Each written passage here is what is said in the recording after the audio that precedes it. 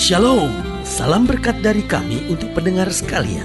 Saat ini pendengar akan diberkati dengan program Hari Ini Harinya Tuhan bagian yang ke-8. Sebuah program rohani tentang doktrin Alkitab yang menolong kita untuk semakin tertanam dalam kebenaran firman dan bertumbuh dalam kemuliaan. Bersama hambanya, Pendeta Gilbert Lumwendong, STH.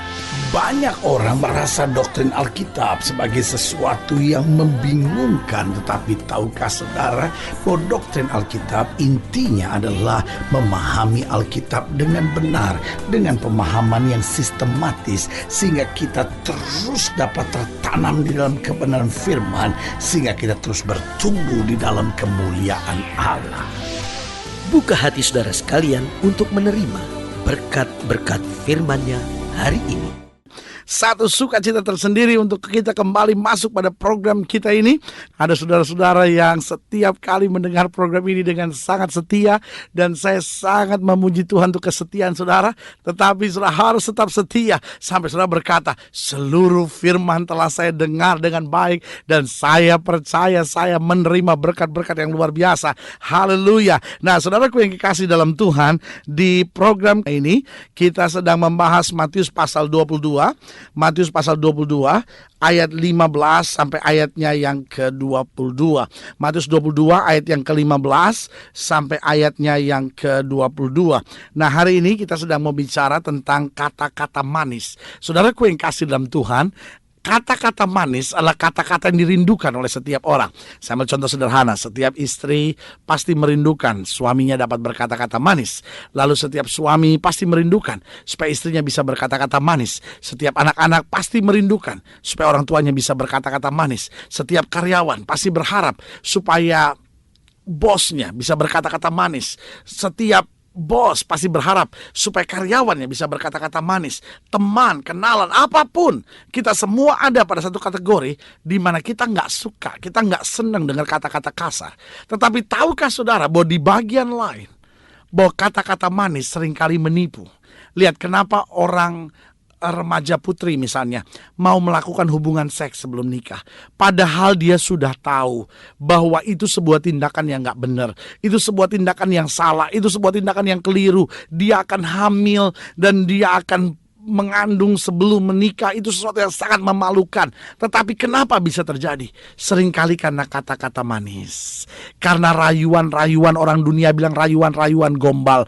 Lalu bodohnya si remaja putri itu mau mendengar, mau terpengaruh, dan setelah melakukan hubungan seks, lalu dia ditinggal, lalu dia dikecewakan, dia sakit. Gak sedikit yang akhirnya jadi pelacur pinggir jalan, gak sedikit jadi anak-anak muda ABG di mall yang akhirnya jual diri, rela lakukan apa saja. Hanya karena apa? Hanya karena telah dalam tanda petik dihancurkan hidupnya. Karena apa? Karena kata-kata manis. Habis pendeta dia waktu ngomong janjinya selangit, tapi sekarang saya ditinggalkan begitu saja. Jawaban saya sederhana, kau tertipu dengan kata-kata manis itu. Lihat, banyak orang juga tertipu misalnya soal keuangan gitu. Kenapa? Karena kata-kata manis. Jadi dengar baik, kata-kata manis bisa menjadi sumber kekuatan, tapi kata-kata manis yang disalahgunakan juga bisa menghancurkan. Nah, ini yang kita mau bahas hari ini tentang kata-kata manis di dalam Matius 22 ayat 15 sampai ayat 22. Matius 22 ayat 15 sampai ayat yang ke-22. Kemudian pergilah orang-orang Farisi.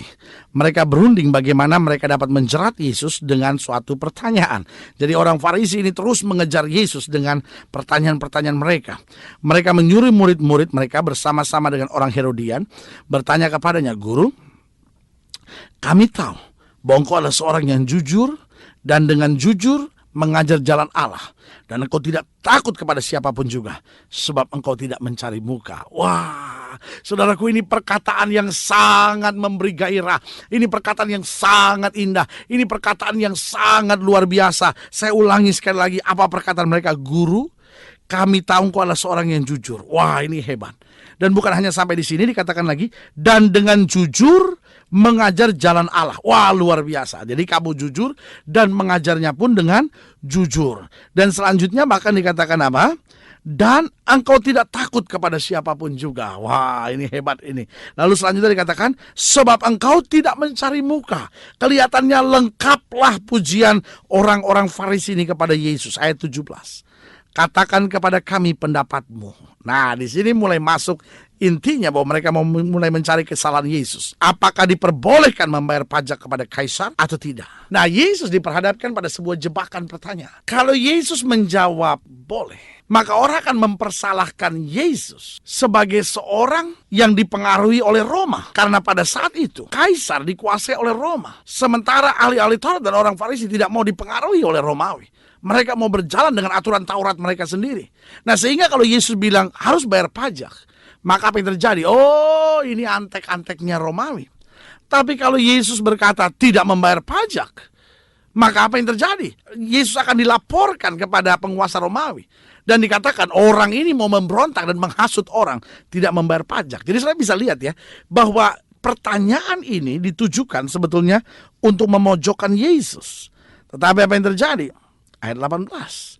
Tetapi Yesus mengetahui kejahatan hati mereka itu. Lalu berkata, mengapa kamu mencobai aku, hai orang-orang munafik? Saya percaya mereka terkejut. Loh, kita sudah mulai dengan kata-kata yang manis, kok ketahuan juga isi hati kita, ya kan?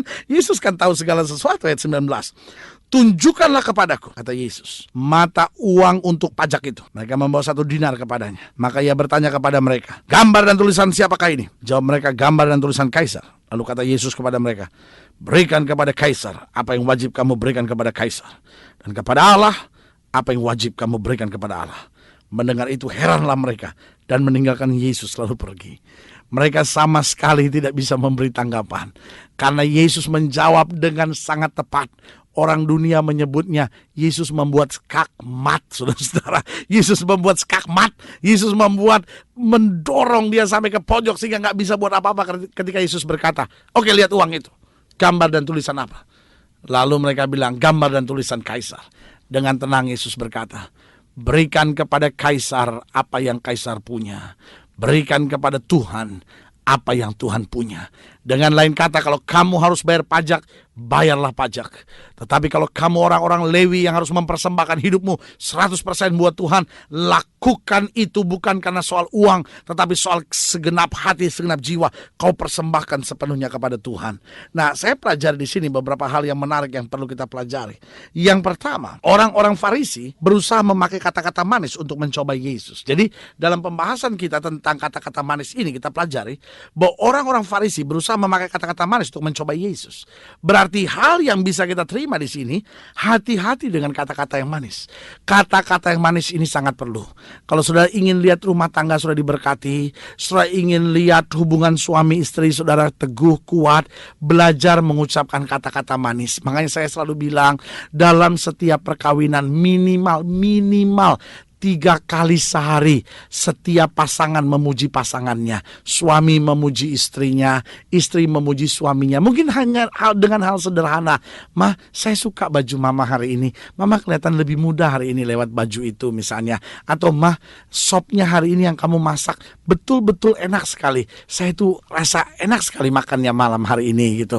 Atau mungkin pagi-pagi kita hanya bilang sama dia, "Terima kasih ya, kamu tuh sudah urus anak-anak rapi sekali. Itu sangat menyenangkan saya hari ini," gitu. Jadi kata-kata pujian, atau istri memuji suaminya dan berkata, "Aduh, saya kalau setiap kali lihat kamu kok kayaknya semangat saya timbul." Atau suami menolong dan bilang, "Aduh, saya bangga sekali punya suami seperti kamu. Kamu bisa aja buat apa saja untuk saya," gitu. Nah, setiap hari minimal, mungkin sudah berkata, "Loh, saya nggak punya alasan untuk memuji dia." Nah, ini persoalannya.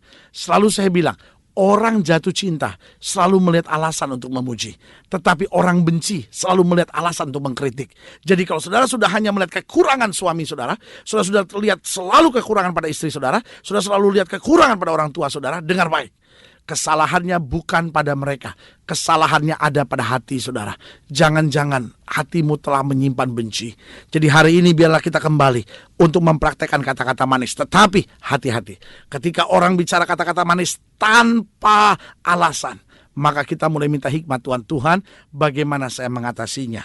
Nah, yang kedua yang saya pelajari di balik kata-kata manis ini, Yesus adalah Tuhan yang memandang hati.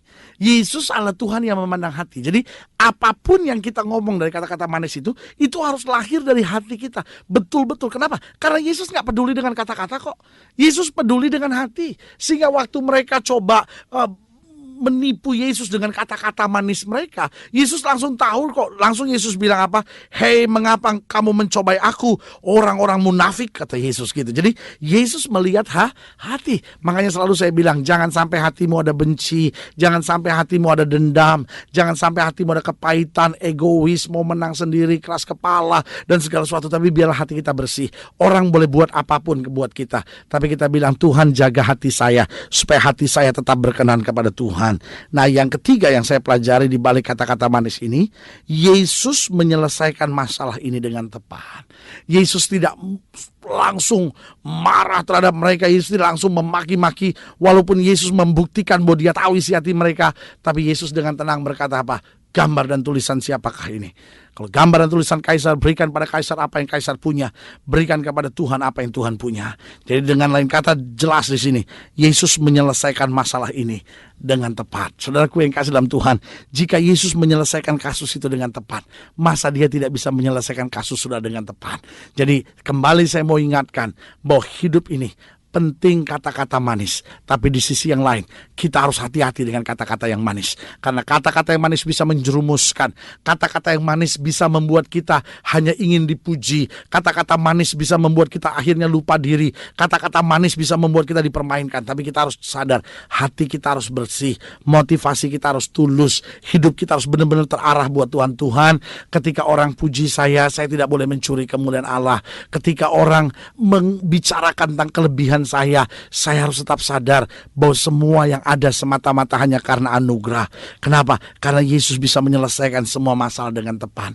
Berarti gak ada yang perlu saya khawatirkan. Hati saya harus tetap bersih sama Tuhan dan percaya bahwa Allah tetap Tuhan yang sanggup melakukan segala perkara.